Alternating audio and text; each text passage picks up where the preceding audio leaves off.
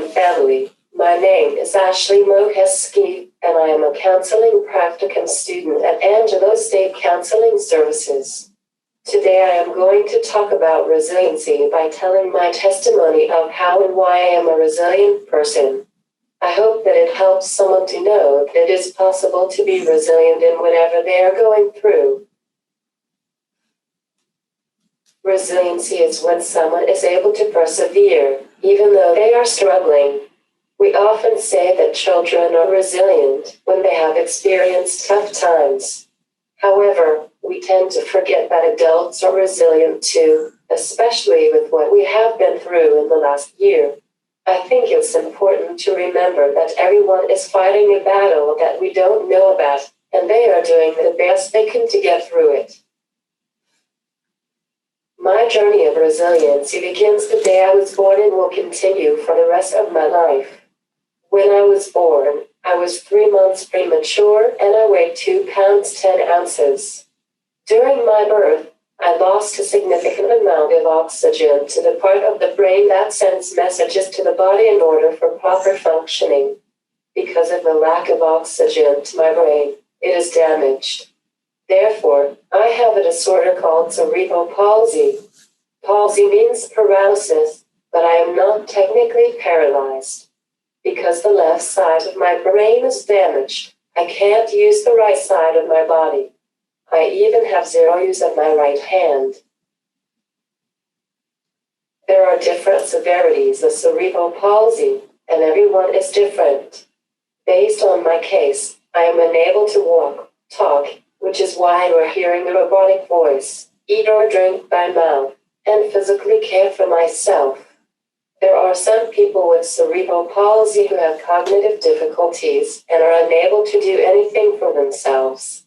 Even though I am unable to take care of myself, I am blessed in a sense that I am extremely intelligent and very independent outside of basic care.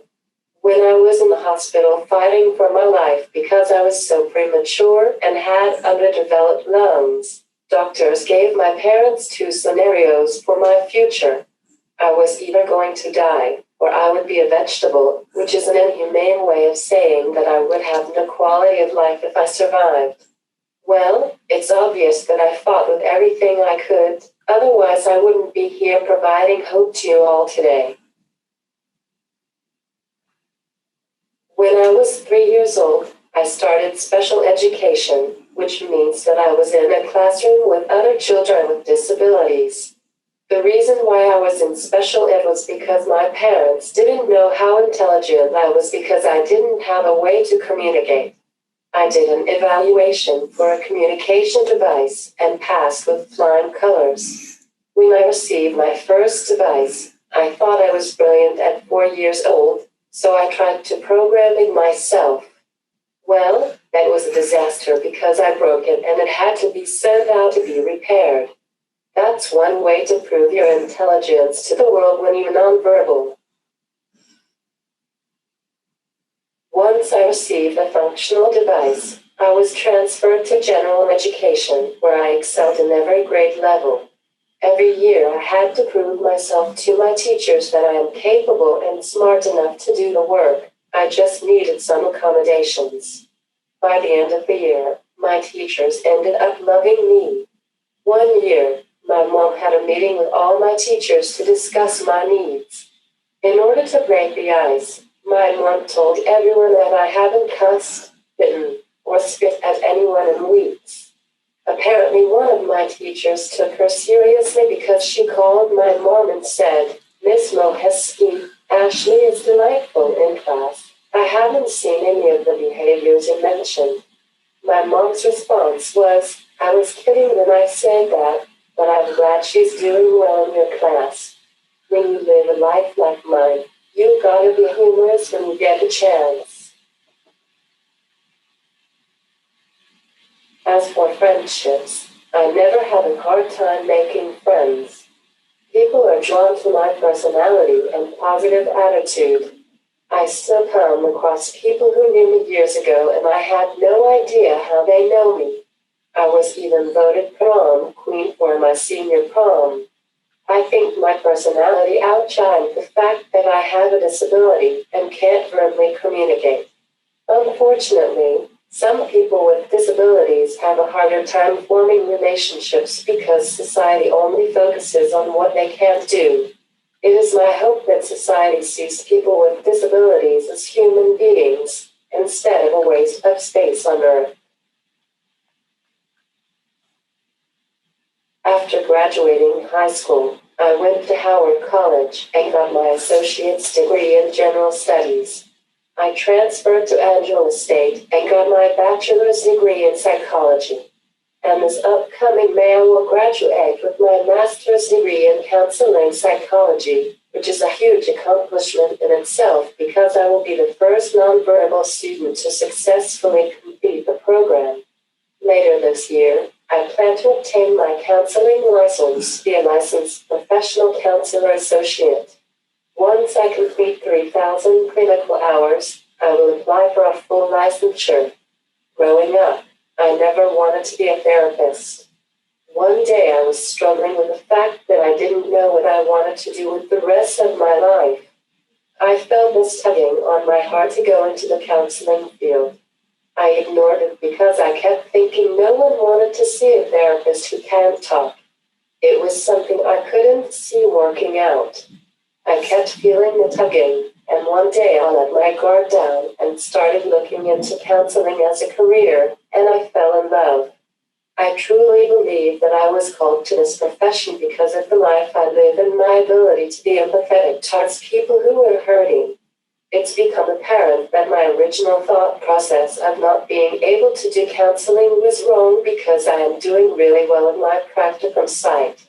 My time in grad school has not been easy by any means.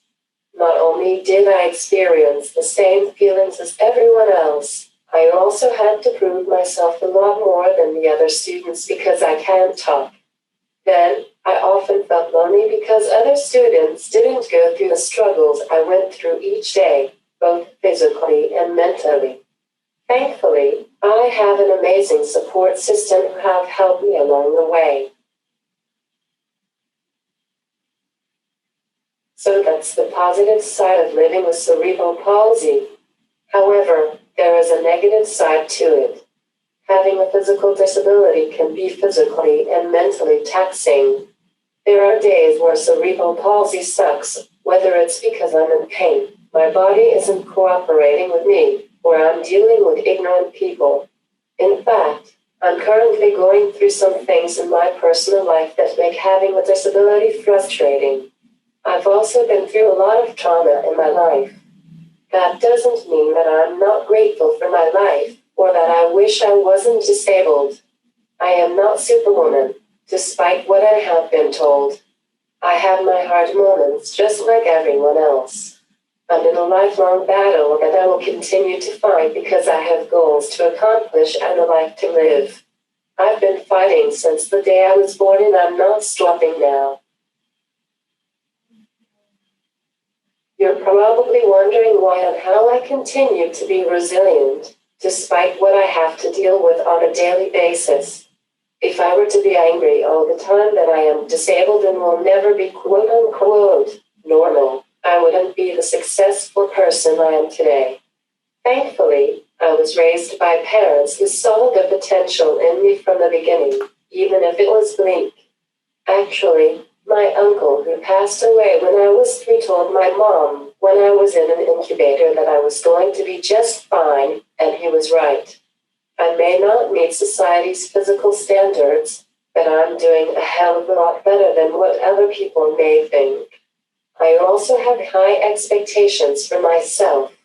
It is going to be harder for me to obtain a counseling position because of society's negative perceptions of people with disabilities. But like I said, I am a fighter and will try my hardest to get a job in the field I love.